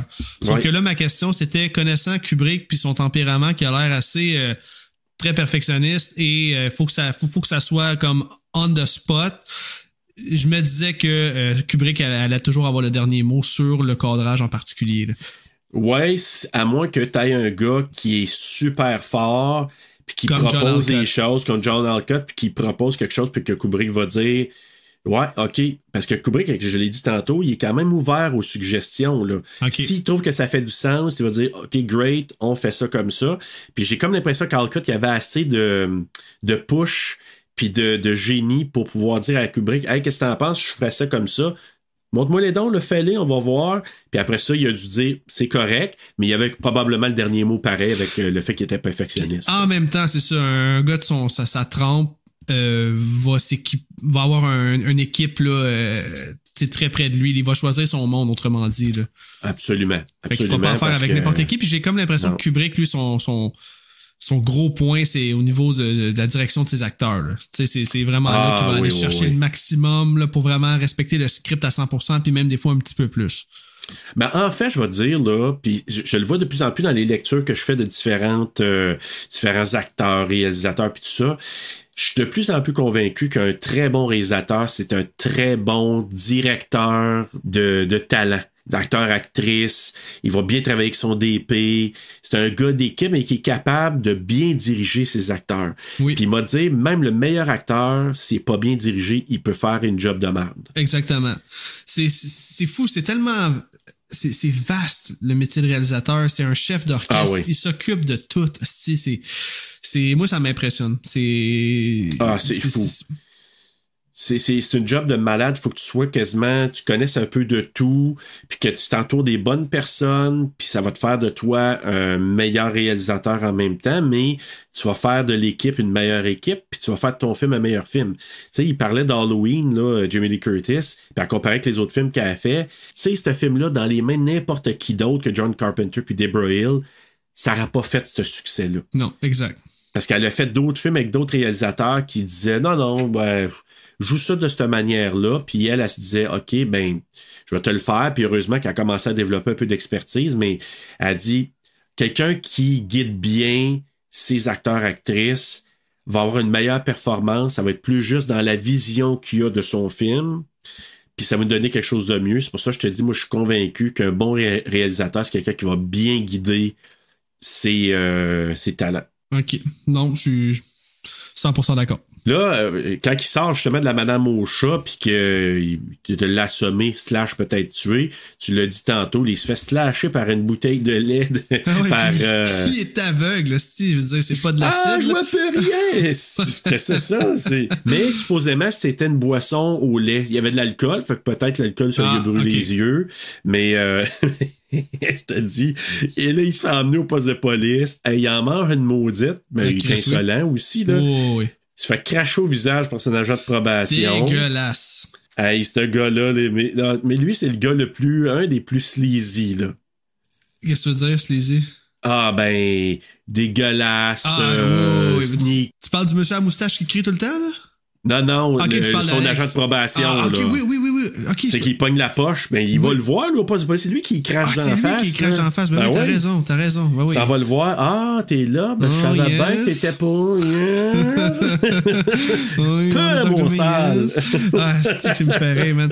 Mais l'autre qui crie tout le temps, c'est quoi son crise de problème? Ça me fait capoter. C'est un genre de. Il se prend pour Hitler, j'ai comme l'impression. Mon Dieu, là. ça n'a pas de sens. Tu sais, quand ils font juste commander, tu sais, ils arrivent à la prison, puis là, ils font comme juste énumérer tout ce qu'il y a, là, comme contenu. Puis là, il fait juste intervenir un peu. Comme tu fermes ta gueule, t'écoutes. Puis, si, en tout cas. Ben, à chaque fois qu'il va parler avec quelqu'un, tu sais, il l'amène dans le bureau, je sais pas, si du directeur de la prison. Ouais. Puis là, il pose des questions, puis là, il vient y répondre, puis il dit, tu vas écouter comme du monde. Il gueule, là. Hey, c'était un méchant malade. C'est un dictateur, là, tu l'as bien dit. Ben, moi, je te dis, là, je le voyais, je dis, moi, il doit avoir une biographie d'Hitler dans son bureau, quelque chose, parce que il est vraiment parti. C'est là que, tu sais, il y a comme, c'est comme, il y a une, dans la prison, il y a une genre d'église, c'est comme il y a un prêtre qui est là pour donner des cours, là. Exactement, comme on voit souvent ça dans les prisons américaines, tu sais, c'est une genre de messe dans le fond. Ils vont essayer de convertir les prisonniers justement au christianisme pour essayer de se guider vers Dieu puis de changer leur mentalité puis tout. Puis là, c'est là qu'ils vont entendre entre les branches qu'il y aurait peut-être un genre de programme spécial qui pourrait y faire en sorte que sa peine serait réduite puis qu'il pourrait sortir très très vite là. Puis tu sais, ils appellent ça un Fortnite. Puis je me demandais c'était quoi un Fortnite, mais ça veut dire 14 jours. J'étais allé le googler hier pendant mon écoute. Ah oui, ok, je savais pas. Ils se disent que ça, dans le fond, le traitement dure un Fortnite. Donc, le traitement en tant que tel dure 2 semaines. OK. Mais méchant 2 semaines. Aussi. Oui, exactement. Fait que je vais te laisser expliquer ta scène, la scène des yeux et tout, là. Ouais, mais avant, juste à dire, moi, j'ai trouvé ça le fun parce que la discussion qu'il y a avec le prêtre, tu sais, justement, il dit, j'ai entendu entre les branches que, tu sais, je trouve que le dialogue est tellement bon, là. Ouais. Parce que, tu sais, c'est comme s'il envoie des petites perches, il dit, hey, tu as entendu parler de ça? Il dit, c'est où tu as entendu parler de ça, toi? Il dit, mettons que un des gardiens aurait dit telle affaire, puis que, mettons que... J'aurais entendu ça à un moment donné. Qu'est-ce que t'en penses? Puis tu vois que le prêtre est vraiment pas à l'aise avec cette mesure-là. Il dit, je pense pas que ça serait la meilleure chose. Puis là, pour sortir, puis pour pas revenir en prison, lui, il se dit... Je pense que ce serait une bonne affaire pour moi. Puis là, c'est là que le transfert vers... Je sais pas, il l'appelle le Ludovico Treatment Center. Ouais, parce que le traitement en tant que tel s'appelle Ludovico, mais je pense que c'est soit le nom du scientifique ou le nom de l'endroit là, où il va aller faire son traitement. Là. Moi, j'avais l'impression que c'est un jeu un peu avec Ludwig van Beethoven. Ludovico. Ah, peut-être. Écoute, moi, j'ai toujours pensé ça. Je me suis dit, ils vont faire jouer de la musique de Beethoven, Ludwig van Beethoven, puis ils l'appellent le traitement Ludovico parce qu'ils vont y crisser de la musique de Beethoven. Mais ça, c'est intéressant. Je vais peut-être faire des recherches là-dessus. Ouais, tu me le diras. Si jamais tu trouves ça, tu me le diras. Parce que moi, j'ai toujours pris pour acquis que c'était ça à cause de Beethoven, mais je sais pas. Mais là, la scène, moi, là, cette scène-là, autant que je suis tout croche. Tu sais, quand il ouvre les yeux puis qu'il met des gouttes dans les yeux, là. Ouais. je suis tout croche, mais la passe où je peux pas m'empêcher de rire, même si c'est pas drôle, c'est quand il se met à gueuler. Ah, il est plus capable, là. Moi, j'aurais reviré fou. Tu dis, ça n'a pas de maudit bon sens, là. C'est comme quand t'es pris dans un endroit clos pis tu peux pas bouger. Tu sais, le sentiment d'étouffer, là, c'est sûr que ça nous est tout déjà arrivé une fois dans notre vie, là, soit d'être pris en dessous de la neige ou comme être trop longtemps en dessous de l'eau, que là, tu sais, c'est un sentiment d'urgence, là, il faut que mais tu peux rien faire. Exact. Tu peux juste endurer puis constater les dégâts. Puis moi, ce que j'ai encore, là, j'ai plus catché, puis je me suis attardé plus au discours, puis au dialogue, puis tout ça. Puis tu sais, l'infirmière qui s'en va écrire une piqûre dans les fesses, là. Ouais. Là, j'ai dit, ça va servir à quoi, ce foutu sérum-là? Mais l'espèce de gardien, ou pas le gardien, mais c'est un peu le directeur de la thérapie, c'est peut-être même le psychiatre ou Lui qui parle, là, qui est en haut. Ouais, qui est en haut. Puis à un moment donné, il dit, ouais, mais à un moment donné, parce que là, il est déjà dans une camisole de force. Il a les yeux grands ouverts avec une genre des palettes de métal qui tient les yeux ouverts. Puis il dit à un moment donné, il dit, ouais, ben, tu sais ça, il dit, tu vas sentir comme si t'étais comme paralysé. Puis je pense que c'est ça le sérum qu'ils ont donné. Il est comme paralysé, puis il pourra plus rien faire, mais il va ressentir tout. Tu dis, holy shit. Ah, ok, c'est pas le même que je l'ai compris, moi. Parce qu'à un moment donné, il commence à crier que it's a sin. Genre, il dit c'est que à cause de Beethoven. C'est ça. Mais là, je pense que c'est à ce moment-là qu'il explique à comme si ses collègues, là, il dit, ok, là, il est rendu dans la phase où il va ressentir un peu la paralysie, puis il va avoir une impression qu'il est en train de mourir. Mais je pensais pas que ça avait rapport au sérum. Moi, je pensais juste qu'il était comme rendu dans ce stade-là, dans le processus de l'expérience. Là. Comme là, il est rendu au stade où il est sur le bord de virer fou, là, il pense qu'il va mourir. Je pense que tu as raison avec ça. C'est juste que le sérum, je me demande c'est quoi que ça a à faire, à part peut-être de lui donner peut-être un sentiment de tu sais, comme d'être un peu gelé, mais de ressentir tu sais, un peu. T'as-tu vu le film Audition? Non, mais non, je veux le voir. Kirikiri, là. Ouais. Mais non, je l'ai pas vu, mais je veux le voir. Ben, à un moment donné, elle crisse une piqûre, puis elle dit, là, tu bougeras plus, mais tu vas tout sentir. Ok, ouais. Aïe, fait que là, je me suis dit, c'est-tu un peu pareil, genre comme, tu sais, t'es dans une... Déjà, il peut pas bouger parce qu'il est dans une veste de... Comment t'appelles ça, là? Un jacket, là, ouais, Colin. Une veste de contention, là. On va le trouver un moment donné. On l'a dit tantôt, puis j'ai le nom m'échappe. Straight jacket, en tout cas, puis il peut pas rien faire, mais en plus, si tu dis, OK, ça va te paralyser, on te met des gouttes dans les yeux, puis tu restes les yeux. Camisole de force. Camisole de force, merci. Puis on te met des gouttes dans les yeux pour te garder hydraté. Là, après ça, tu te dis, hey, maudite gang de malades, là. Je te dirais, en tout cas, cette passe-là, moi, ce que je trouve, c'est que tu te demandes, je sais qu'il a fait des affaires épouvantables, lui. Tu dis, est-ce que ça serait mieux de faire ça ou, tu sais, c'est drôle là, la question, mais c'est-tu mieux d'y aller avec la peine de mort ou d'y faire vivre cette affaire-là? Et c'est là, moi j'ai pris une note, là, c'est là que le message du film, il parlait, c'est-tu freedom of will, c'est la liberté de choix. Ouais. C'est le point central du film qui disait, là, c'est la liberté de choix. Et c'est là qu'il dit, est-ce que de rendre cette personne-là complètement débile par un traitement, c'est pas de son choix. Là. Après ça, c'est pas le choix de dire, ah, c'est pas bien ce que je fais, c'est que je voudrais le faire, mais ça me rend malade. Non, mais non, je suis d'accord avec ça. Mais tu sais, il y a aussi le principe que c'est expérimental. Puis que au bout du compte, lui, il peut réduire sa peine. Tu sais, fait que c'est pas quelque chose qu'on lui a imposé, c'est un choix, comme tu dis, freedom. Tu sais, il a choisi d'être là pareil, là. Il a dit, moi, je suis fait tough, moi, être capable de le tougher, ton chose. Évidemment, il s'attendait pas à ce que ça soit aussi rough, là. Mais il y avait pas aussi une anecdote concernant son œil. Est-ce qu'il avait vraiment eu une blessure? Oui, c'est qu'à un moment donné, il était attaché, puis là, il commençait vraiment à capoter. Là, il a commencé à déchirer sa veste de... Camisole de force? Sa camisole de force, c'est ce que je me le retenais. Puis, à un moment donné, en bougeant, il s'est accroché la chose de métal, puis ça a comme graffiné sa cornée. Wow. Puis là, il était vraiment en douleur, là, solide. Puis là, ben, ils ont arrêté la scène là. Là, c'était fini pour la scène. Mais supposément qu'il criait mal sale. Là, puis... Mais tu sais, c'est quand même poussé, là, on s'entend. Là. Vraiment, vraiment. On s'entend que c'est la scène culte. Là. Quand tu parles d'Orange Mécanique, le monde te parle de cette scène-là. Là. Puis ça, puis une autre scène qui s'en vient que je me suis dit McDowell, tu sais, je pense de quoi je parle, là. Mais juste pour mentionner dans cette scène-là, donc, c'est qu'il voit des scènes de violence, de viol, de nazis, de bombardements. Puis là, pendant qu'on y ouvre les yeux, qu'on y met les gouttes, et là, c'est quand il part la symphonie de Beethoven, c'est là qu'il crie, là, it's a sin, oui. parce que faites-moi pas jouer ça, là, comme c'est, je l'adore, cette chanson-là, cette musique-là. Il dit rien fait, ouais, c'est ça, exactement. Il dit, il fait juste créer de la musique, là, il y a pas rapport là-dedans, là, mêlez pas ça à ça. Puis il capote, là. Puis là, ben, ils ont comme présupposé, là, il a eu son traitement, il va être guéri. On va faire un test, on va faire venir même l'espèce d'Hitler qui est même là dans la salle. Je pense que le ministre, il est là, je me souviens pas, là. Puis là, il est sur le stage. Puis là, t'as un gars qui vient le voir, qui dit crisse des coups de pied, l'écrase le pied, il fait licher son soulier. Il l'insulte. Puis là, t'en as parlé, la fille seins nus qui arrive, puis il vient pour la poignée, puis là, il rote, ça le rend malade. Ouais. Fait que là, il présuppose, il est guéri, le lendemain, il sort de là, il est en liberté. Et le prêtre dit quelque chose d'intéressant, c'est là que j'ai retenu, il dit en perdant sa liberté d'action, il perd son humanité. Ça veut dire qu'il peut pas faire son choix librement.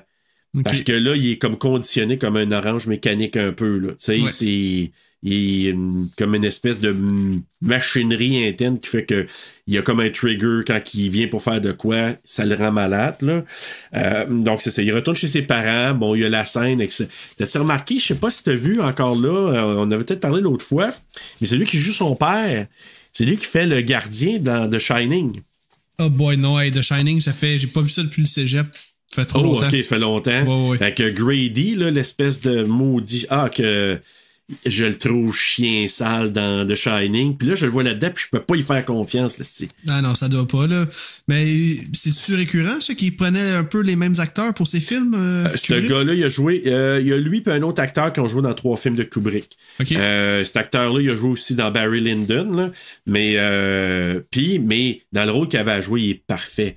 Parce que, tu sais, il était un peu piteux. « mais tu sais, son... » Tu sais, pendant que t'étais parti, on a un chambreur, puis l'autre, l'enfant de chienne qui joue le rôle. « tu fais mal à tes parents. » Puis je comprends là qu'il veut bien faire, mais tu sais, là, il prend ses parents dans ses bras, puis... Hey, j'aurais-tu dit des câlisses de chez nous, toi? Qu'est-ce que tu fais, là? Mais en même temps, ça fait 2 ans, tu sais, mais c'est un meurtrier, le fils, fait que, tu sais, en tout cas...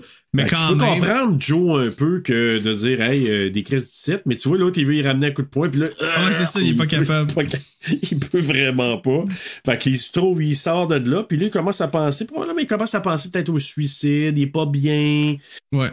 Puis là, il se fait attaquer par le sans-abri qui a sacré une volée, là, plein de sans-abri qui viennent y ramener une volée.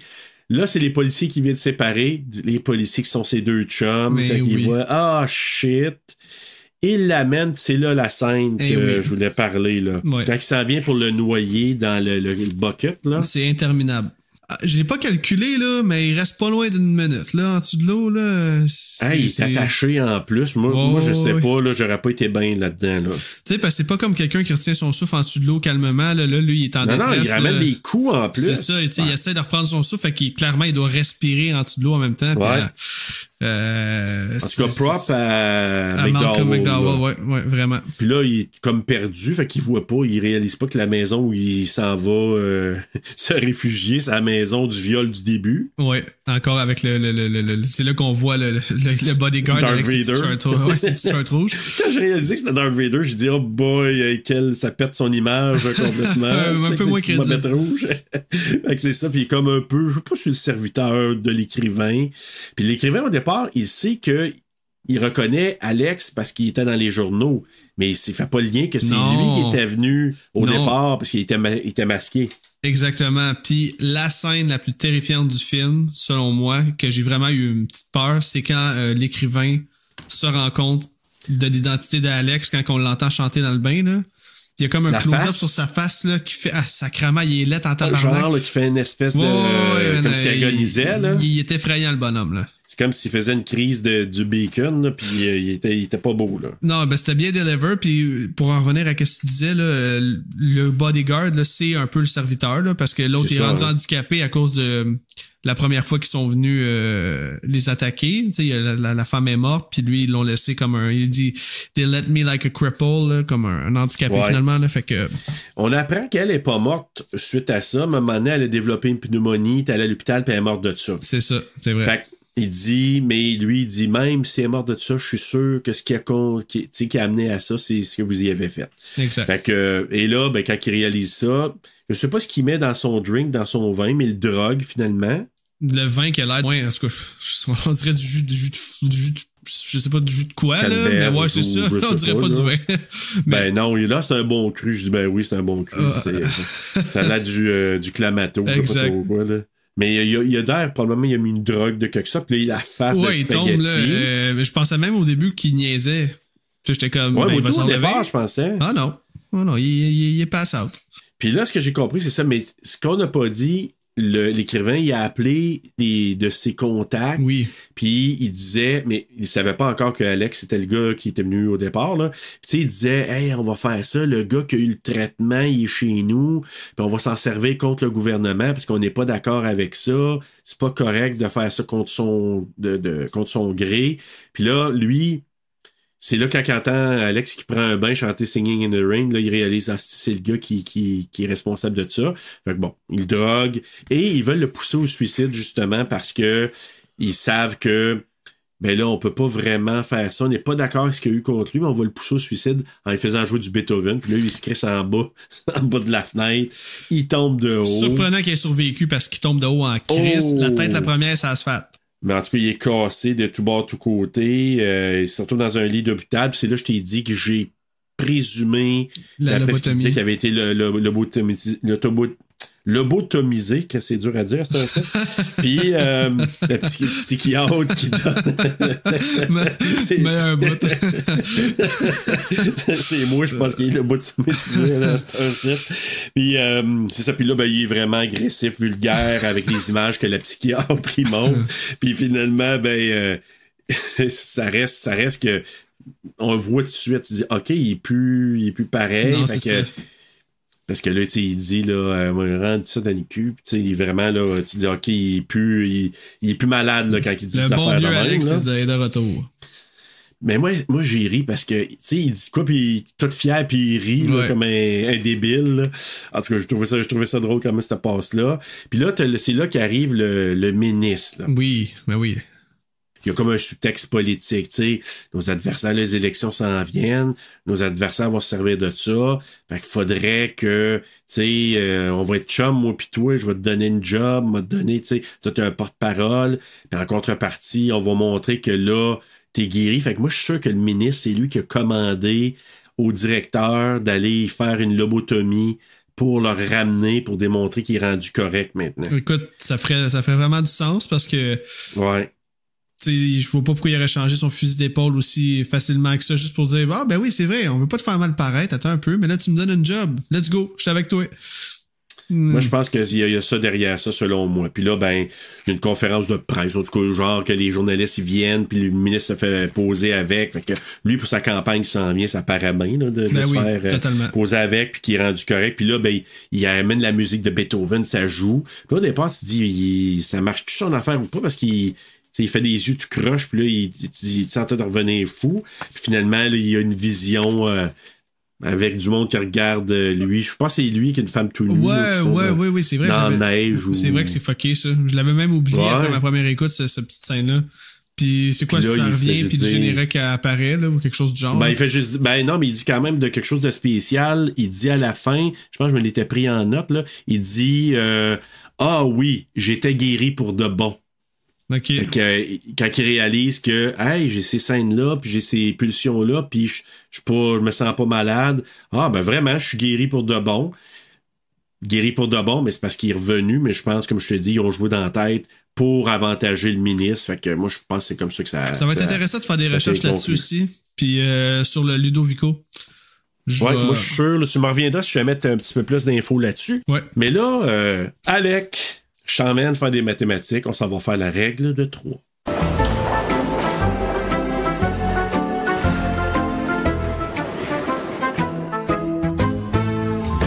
Alors, la règle de 3, je rappelle, tu me nommes 3 choses que tu as aimées. Si tu es capable, 3 choses que tu as moins aimées. On va commencer avec les 3 éléments que tu as vraiment appréciés du film. Ben c'est certain que, regarde, on a déballé notre sac tout au long de notre analyse du film, là, mais je peux pas passer sous silence la cinématographie. Tous les plans de caméra, je l'avais déjà mentionné lors du premier épisode, là, je sais qu'on le dit souvent, là, les auditeurs savent pas de quoi qu'on parle, mais le plan où on est devant l'écrivain, puis la caméra fait un genre de... Je sais pas comment on appelle ça, un travelling de côté. C'est quoi le mouvement? En tout cas, je vais le dire comme ça, la caméra fait un mouvement gauche-droite, mais tu sais, comme sur un dolly, là, la caméra se tasse vraiment un mouvement de gauche à droite, puis ça arrive à 2 reprises dans le film, à toutes les fois qu'on arrive chez l'écrivain, dans le fond, là. On voit un plan qui est sur lui, la caméra se tasse de gauche à droite en dolly, puis là, ça l'amène un plan sur la porte d'entrée. Je trouve ça génial comme cadrage. La caméra dynamique, je l'ai parlé tantôt, entre Alex puis la femme au chat. Il y a plus... Écoutez, je dis écoutez, mais je parle à toi puis les auditeurs, là. Il y a beaucoup de plans fixes qui, on dirait, ressemblent à des toiles tout au long du film. À un moment donné, il arrive à la maison où ce que, tu sais... la première maison, là, où ce qu'ils vont... Home. Ouais, Home. C'était marqué Home. On les voit arriver sur un long chemin avec un genre de forêt lugubre en arrière, mais on dirait vraiment, c'est cartoon, ça fait Sleepy Hollow, ça fait, je sais pas, c'est dur à expliquer, mais c'est beaucoup, on peut comparer beaucoup des plans à des peintures, puis si vous prenez le temps d'analyser chaque plan, tout est calculé, c'est d'une main de maître, là, ça a été calculé au compas. Fait que, ouais, la cinématographie, les plans de caméra, ça c'est mon premier point. Le deuxième point, le score. Sans le score, le film est vraiment moins puissant. J'ajouterais aussi l'aspect narration dans mon même point, là. La véracité des scènes choquantes, les scènes de viol, le gars qui se fait cracher d'en face, c'est cru. La lutte. On y croit, la lutte. Chris, c'est vraiment bien réalisé, là, des culbutes 12 pieds dans les airs, des dropkicks au travers des tables. Fait que ouais, j'ai trouvé que la véracité des scènes violentes, des bagarres était vraiment bien amenée. Puis pour un film qui a des fois un petit aspect cartoon, ça ramène le sérieux dans la scène, puis j'apprécie vraiment ça. Ouais.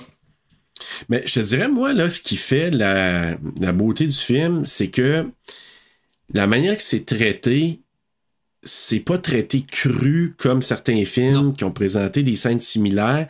La façon que c'est fait, le côté cartoonish, le côté avec la musique, ça vient un peu défaire un peu. C'est drôle ce que je vais dire, mais ça amène un aspect artistique à ces scènes-là. Ben oui, totalement. Tu sais, au lieu d'être cru pour être cru, il y a un aspect qui est comme semi-comique. Tu sais, il y en a qui disent, j'entendais là dans un des genres de documentaires, il y a des historiens, d'autres réalisateurs qui parlent de l'impact que ça a eu, ce film-là. Puis il y en a qui a dit, on est quasiment complice d'Alex.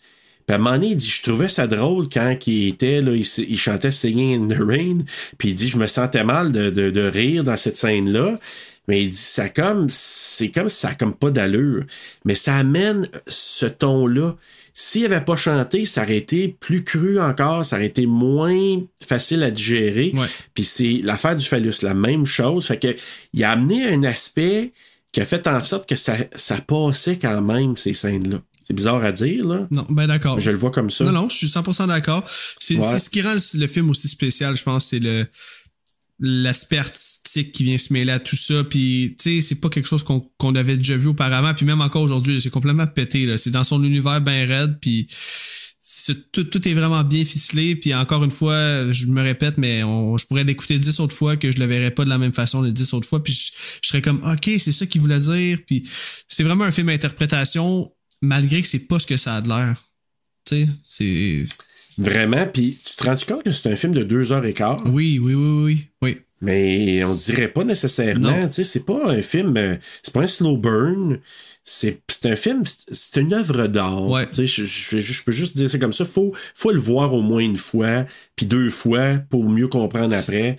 Moi, je te dirais. Puis malgré toute l'interprétation qu'on peut se faire, la ligne directrice est assez direct, là. Tu sais, c'est vraiment du point A au point B. Puis, on se perd pas dans le film, malgré toutes les questions qu'on peut se poser. C'est clair, c'est précis. Puis, dans 2h15, c'est un peu long, par contre, mais je pense qu'il aurait pas pu le faire plus court avec ce qu'il voulait faire avec le film. Ouais, il y a peut-être certaines scènes qu'il aurait pu ne pas montrer nécessairement. Ouais, ben d'accord. Tu sais, peut-être, je dirais, moi, la scène, justement, avec le... Tu sais, avec le gars, là... C'est tellement drôle. Je sais pas, je suis pas tout à fait sûr que... Tu sais, ça nous a amené peut-être une scène un peu semi-comique. Est-ce que c'était si nécessaire? Peut-être pas. On aurait pu le voir apparaître au poste de police. Ouais. Mais en tout cas, mais somme toute, ça s'écoute bien. Puis t'as raison. On aurait pu résumer pour dire Alex fait des crimes, Alex se fait pogner, il y a un traitement un peu barbare qui est un peu controversé. Après ça, il est comme guéri parce qu'il est pas capable de faire des choses violentes. Finalement, il se fait pousser au suicide. Il va à l'hôpital. Il est correct. Probablement lobotomisé suite à ça. Puis, mais il y a un pacte avec un ministre qui veut gagner ses élections. Puis Alex, finalement, il va servir un peu de marionnette, guinea pig, ouais. de marionnette là-dedans, exactement. Ouais. Tu sais, c'est assez classique, t'as raison. Y a-tu quelque chose que t'as pas aimé? Je sais pas, t'avais fini les éléments que t'avais aimés? Ouais. Ouais. Ben, c'est ça. On en a parlé tantôt. Moi, ça n'a même pas rapport au film, ce que j'ai pas aimé. C'est que En fait, ce que j'ai pas aimé, c'est de ne pas être né à l'époque où le film est sorti. Dans le sens où ce film-là est tellement choc. Je sais qu'en 71, les gens étaient quand même assez prudes sur certains points. Il y avait beaucoup de religion, Là, on va toucher à des cordes très, très, très sensibles. Fait que j'aurais aimé ça voir c'était quoi l'impact, le choc culturel que ça a eu sur les gens en 71, ce film-là, parce que, tu sais, on en parle encore aujourd'hui en 2022, ça fait 51 ans, là, donc it's been a while, comme on dit, ça fait 51 ans. Ouais, exact. Fait que c'est ça, je pense que ça aurait été ça mon point faible du film. Quasiment 52, même. J'aurais vraiment, vraiment, vraiment trippé de voir à quel point ce film-là a choqué les gens. C'est un peu comme L'Exorciste, disons, là. C'est juste que ça, c'est différent parce que c'est pas de l'horreur, c'est quelque chose qui se peut, tu sais. Fait que, ouais. Ouais. Mais tellement, écoute, que, tu sais, quand je t'ai dit tantôt que Kubrick a retenu son film, supposément qu'il y a même du monde parce qu'il y a eu une vague de crimes après, puis il a dit, c'est toujours la question éternelle, là, c'est-tu les films qui inspirent ça? Bien oui. Mais supposément qu'il y a du monde qui sont allés à la maison de Kubrick, puis il y a quelqu'un qui a dit, un de ses collègues qui a dit, tu sais, t'as comme ta femme puis tes 3 enfants, tu penses-tu que ça serait comme une bonne idée de faire attention, puis peut-être de faire peut-être un appel public ou je sais pas trop quoi, puis lui, ben c'est là qu'après ça, il a décidé de retirer son film. Fait que c'était quand même assez marquant, là. Puis Tony Burgess, lui, je t'avais parlé du roman que il y a comme un chapitre de plus, mais que Kubrick, lui, il y avait la version où il n'y avait pas la fin. Puis à la fin, dans le roman, ça finit quand même beaucoup mieux parce que Alex, par lui-même, il décide de passer à autre chose. OK. Mais Kubrick n'a pas pris cette version-là, puis ce que ça amenait comme point, c'est que Burgess, il disait que l'idée du roman, c'est que ça amenait beaucoup plus l'idée de l'importance de la liberté de choix, puis comme c'était sa décision de changer à la fin, ouais. Puis de prendre une meilleure décision, c'était plus puissant dans le message qu'il avait à passer. Puis c'est pour ça que Money était peut-être un peu moins friand de ce que Kubrick avait fait à partir de son roman. OK. Fait que c'était un peu ça la take qu'il avait amené, là. OK. Ouais. Ben, c'est intéressant. C'est un peu ça. Moi, rapidement, je voudrais te dire, là, moi, c'est facile. McDowell, moi, c'est incroyable, cette performance-là. Je t'ai parlé de la musique, puis terminant, moi, le propos, le message qui est comme amené là-dedans, justement, liberté de choix. J'avais pas vu ce film-là avec ça, moi, à l'époque. J'avais pas cette vision-là. Mais en voyant que cette vision-là, je suis là, oh, OK, c'est puissant, tabarouette, là.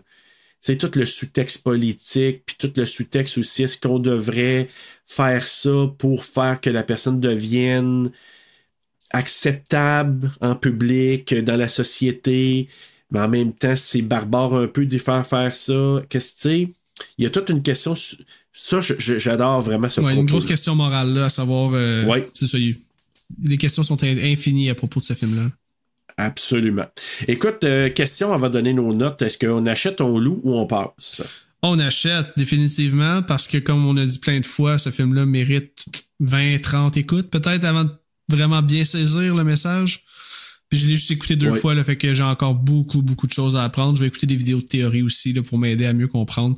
Mais ouais, définitivement, on achète. Écoute, puis comme note en pourcentage, tu donnerais combien? Un gros 95. Ouais. Ben, dans le fond, je donnerais un 9.5 sur 10 pour l'impact que ce film-là a eu sur l'histoire du cinéma. Le propos, comme tu dis, le fait qu'il ait osé y aller avec des sujets tabous comme ça dans ces années-là, l'acting, le score, la DP, écoute, on pourrait continuer de même longtemps, là, mais ouais, un gros 95%, puis tu sais, même Mick d'Horreur Podcast Québec me l'a dit, là, c'est le film qui l'a le plus influencé dans sa cinéphilie, là, qui l'a rendu. Ça développe des cinéphiles, ce film-là, je pense. Oui, quand tu te permets de regarder le film puis d'apprécier un film comme ça, puis de dire ça a été tourné il y a 52 ans quasiment, là, mais je veux m'attarder à ce propos-là, ben je pense que t'es capable de faire un bon cheminement là, en tant que cinéphile. Je suis d'accord avec toi, je trouve que c'est un film puissant, faut l'avoir vu. Tu sais, il dit souvent là, 1001 films à voir avant de mourir, ouais. Là. Ben moi, je prétends que celui-là, faut l'avoir vu, puis je suis content de te l'avoir proposé. Vraiment, ici. Ouais, merci de me l'avoir fait découvrir. Ben, tu me l'as pas fait découvrir, mais tu me l'as enfin fait écouter. Oui, je me suis donné le coup de pied dans le cul pour l'écouter. Moi, je bloquais toujours à 2h20. Mais non, ça vaut la peine. Il y a des masterpieces qui durent 2h20, puis s'ils durent 2h20, c'est parce que il a déjà été condensé, là. Fait qu'ils ont mis ce qu'ils pouvaient, puis ils ont laissé ça le plus intéressant possible. Ben, tu vois, moi, j'ai donné un 90. OK. Que ton 95 est très, très justifié aussi. Moi, je donne un 90. Puis je pense que ce film-là, les gens vont l'écouter encore dans 10 ans, 15 ans, 20 ans, 30 ans. Puis il va être toujours aussi important dans l'histoire du cinéma. Exact. Tu sais, il y a des films qui ça fait 100 ans maintenant, là, tu sais, comme Nosferatu, des affaires de même qu'on parle encore aujourd'hui. Citizen Kane, Citizen Kane, puis tout ça. Mais moi, je pense que c'est la même chose, là. Orange Mécanique, ça va être à peu près la même chose selon moi. Alec, on a passé à travers tout ça. Tu vois, j'ai été guéri de ma lobotomie. Je t'ai appelé Alex. Yes. Je peux appeler Alex. All right, parfait. Je suis redevenu normal, un peu comme Alex à la fin du film. Écoute, encore en terminant, merci beaucoup. Ta saison 2 s'en vient. Probablement, peut-être, c'est sur le point de commencer quand l'épisode va paraître ou sur le point 2. Ouais. Donc, peux-tu expliquer un peu là, tes nouveautés de la saison? Dans le fond, la saison 2, pour ceux qui connaissent Horreur 360, c'est que, première des choses, il va y avoir beaucoup moins d'épisodes solo. Il va y en avoir seulement 2 par manque de temps. Et vu que je sors seulement un podcast aux 2 semaines, j'aime mieux sortir un long épisode d'1 heure et demie au lieu de faire quelque chose de 45 minutes, puis tu sais que les gens, ça fait 2 semaines qui attendent après ça, puis qu'au final, ils ont juste 45 minutes à se mettre sous la dent, puis que ça me demande le triple du temps. Autrement, il va y avoir 2 nouveaux segments, un segment commentaire où je vais poser une question aux auditeurs avant chaque épisode sur mes réseaux sociaux. Je vais lire les commentaires, soit par rapport au film que je vais couvrir ou par rapport à une question sur l'horreur en général. Et mon nouveau segment que j'ai vraiment hâte de vous présenter, c'est le segment qui va s'appeler Le Confessionnal, où je vais aller me confesser sur un film que je n'ai pas encore vu, sur un classique de l'horreur, parce que, comme les gens le savent, moi je couvre seulement des films d'horreur des années 2000 à aujourd'hui, puis je me fais souvent demander la question, pourquoi tu fais pas des vieux films? Mais là, ça va être la chance de m'entendre parler, de donner ma take sur un film que je n'ai pas encore vu. Tu sais, je vais donner 2-3 films là que je vais faire dans mes premiers épisodes que j'ai pas vu.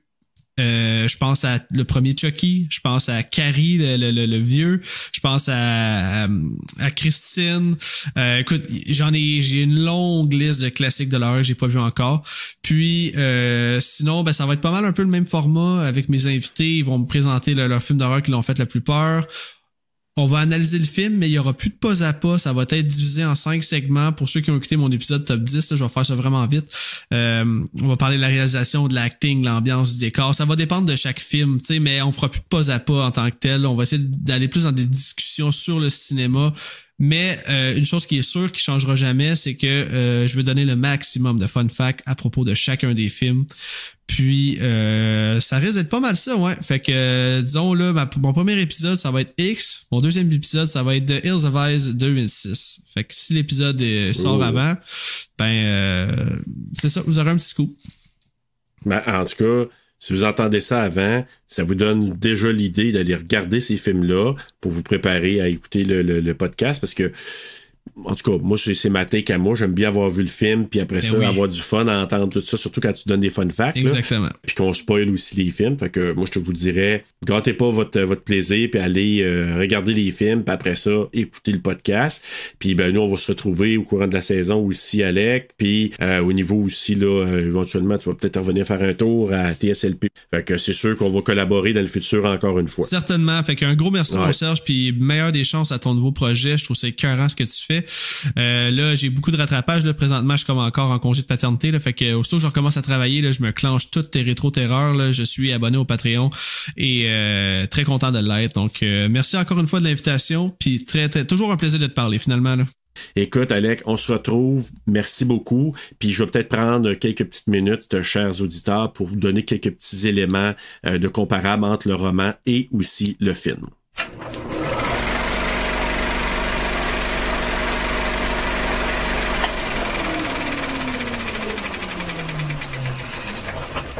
OK, l'Orange Mécanique. Titre original, A Clockwork Orange. C'est un roman de science-fiction, évidemment, d'Anthony Burgess, sorti en 1962, traduit en français en 1972. Burgess est inspiré d'un événement marquant, je dirais même traumatisant de sa propre vie, parce que sa première femme, Lynn, a été agressée par 4 gars de l'armée américaine, des GI, qui désertaient en 1944. Donc, pendant la Deuxième Guerre mondiale. Alors, ils étaient là, complètement sous et ils s'en ont pris à sa femme. Ça l'a tellement marqué qu'éventuellement, quand il écrit son roman, il a intégré les idées, justement, de personnes très, très violentes qui s'en prenaient à des gens. Donc, ça vient vraiment de cette étape-là de sa vie. Et il l'a écrit dans une espèce de binge writing, comme on pourrait dire. Donc, dans une... il écrit ça en rafale. Il écrit quelques livres là, en période ultra rapide. D'ailleurs, L'Orange Mécanique, il a écrit ça en 3 semaines. Je tiens à préciser aussi que le livre comporte 3 parties. Chacune comporte 7 chapitres. Donc, Burgess a déclaré que le total de 21 chapitres est un clin d'œil intentionnel à l'âge de 21 ans, reconnu comme une étape importante dans la maturation humaine. Le 21e chapitre a été omis des éditions publiées aux États-Unis avant 86. Donc, Kubrick, il s'est basé sur la version où il y avait seulement 20 chapitres. La fin, qui n'était pas la fin qui a été créée par Burgess, ben ça a apporté quand même une certaine frustration de la part de l'auteur du roman parce que il trouvait que la fin était un peu plus positive dans le roman, alors que Kubrick, si vous avez vu le film, ça se termine de façon un peu particulière. On n'est pas trop sûr ce qui va arriver avec Alex. Mais je vais vous donner un peu les différences entre le roman et le film dans quelques instants. Et justement, je vais parler de la fin qui est très, très différente dans le roman de Burgess. Alors, voici, je vais te parler en rafale là, d'à peu près une dizaine de différences entre le roman et le film. Numéro 10. Les victimes dans le roman sont très, très, très, très, très, très jeunes. Ce qui n'aurait vraiment pas passé dans le film, parce qu'en fait, les filles qu'Alex amène chez lui n'ont que 10 ans. Alors, tu peux bien comprendre que ça n'aurait pas pu être montré dans un film. Donc, Kubrick a quand même fait le très, très bon choix de ne pas présenter les filles de cet âge-là dans son film. Numéro 9. Dans le film, l'écrivain Alexander, il reconnaît Alex quand celui-ci chante « Singing in the Rain ».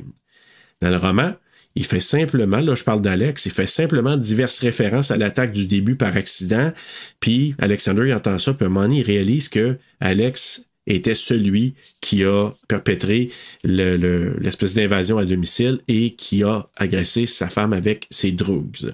Numéro 8. Georgie, justement un des drugs d'Alex, il meurt lors d'un vol qui a mal tourné. Dans le film, il devient un des policiers qui essaie de noyer Alex. Et celui qu'on ne voit vraiment plus dans le film, ben c'est Pete. Alors, qu'est-ce qui s'est passé? Ça, on ne s'est pas expliqué. Numéro 7. Dans le roman, Alex réagit à toutes les musiques classiques qu'il entend, pas seulement le 9e symphonie de Beethoven. Donc, ça y coupe tout intérêt, toute passion, tout amour pour la musique qu'il écoute, parce que quand il entend ça, ben, il devient malade. Numéro 6. En prison, Alex tue un prisonnier. Et ça, dans le roman, ben, ça arrive, on ne le voit pas du tout dans le film. Numéro 5. Les drogues sont habillés de noir dans le roman. Tandis que si tu as vu le film, ben, tu as vu qu'ils sont habillés en blanc. Numéro 4, dans le roman, Alex a seulement 15 ans. Fait que tu vois le rapport avec l'élément quand il amène des filles de 10 ans. Bon, il y a une différence d'âge un petit peu plus rapprochée, mais en même temps, ça n'aurait pas plus passé. Numéro 3, le titre est mieux expliqué dans le roman. Justement, F. Alexander, il écrit un essai qui explique efficacement comment quelqu'un qui ne peut pas faire ses propres choix, mais qui a toujours une conscience, ben, il n'est plus vraiment vivant. Donc, l'orange, c'est comme la partie organique, et on dit l'orange mécanique parce qu'il devient mécanisé par une espèce de traitement qui le rend un peu comme un robot, donc il ne peut pas vraiment prendre ses propres décisions. Donc, ce qui expliquerait un peu l'orange mécanique. Numéro 2. Au lieu d'attaquer un vieil homme sans abri au début du film, comme on le voit avec ses amis, ses drogues, dans le roman, il attaque un innocent vieil homme qui revient simplement de la bibliothèque. Et numéro 1, dans le livre, et ça c'est probablement celui qui est le plus marquant, le plus important, dans le livre, il y a un épilogue qui explique comment Alex est réellement guéri, ce qui est laissé un petit peu en suspense dans le film. Donc, à mesure qu'il vieillit, son désir de violence commence à s'estomper et il suggère même qu'il pourrait un jour fonder une famille. Notre ami Kubrick a décidé de faire un film avec la partie manquante et il l'a terminé un peu en suspense. Donc, ça fait pas de son film quelque chose de moins bien, mais en tout cas moins positif de ce qui était prévu dans le roman, ce qui a fait réagir Burgess, qui a vraiment pas apprécié, puis un peu comme Stephen King qui a réagi à The Shining. Burgess, éventuellement, a été un petit peu critique avec Kubrick en disant que ça avait changé quand même l'intention du film. Bon, c'est ce que c'est. Alors voilà, c'est ce que j'avais à dire entre le roman et le film. J'en profite en terminant encore pour saluer Alec. Merci beaucoup d'avoir participé. Puis surtout, bonne chance. Là, ça s'en vient dans quelques temps, le début de ta saison 2. Alors, bonne saison. Puis, chers auditeurs, on se retrouve très, très bientôt. Tu reviendras te balader avec moi à Rétro Terreur.